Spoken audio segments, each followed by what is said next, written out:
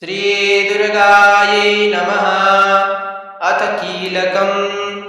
ॐ अस्य श्रीकीलकमन्त्रस्य शिवऋषेः अनुष्टुप् छन्दः श्रीमहासरस्वती देवता श्रीजगदम्बा प्रीत्यर्थं सप्तशती पाठाङ्गत्वेन जपे विनियोगः।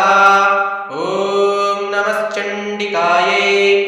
मार्कण्डेय उवाच। ॐ विशुद्धज्ञानदेहाय त्रिवेदे दिव्यचक्षुषे श्रेयः प्राप्तिनिमित्ताय नमः सोमार्धधारिणे।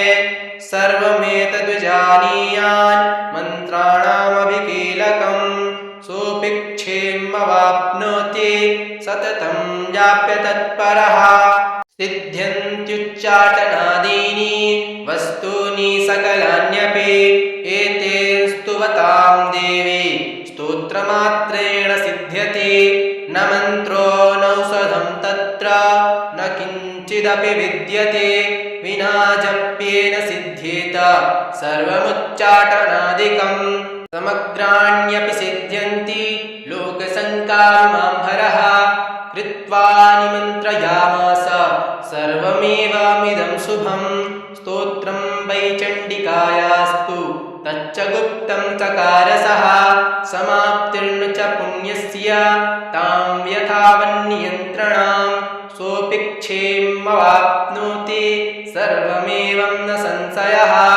कृष्णायां वा चतुर्दश्यामष्टम्यां वा समाहितः ददाते प्रतिगृह्णाते नान्यथैषा प्रसीदते। इत्यन्रूपेण कीलेन महादेवेन कीलितं योनिस्कीलां विधायैनां नित्यं जपति संस्फुटं।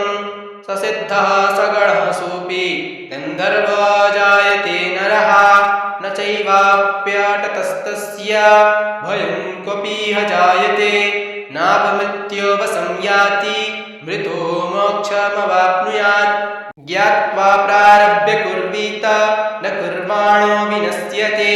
ततो ज्ञात्वैव सम्पन्नम् इदं प्रारभ्यते बुधैः। सौभाग्यादि च यत्किञ्चित् दृश्यते ललनाजने तत्सर्वं तत्प्रसादेन तेन जाप्यमिदं शुभम्। शनैस्तु जप्यमानेऽस्मिन् स्तोत्रे सम्पत्तिरुच्चकैः भवत्येव समग्रापि ततः प्रारभ्यमेव तत्।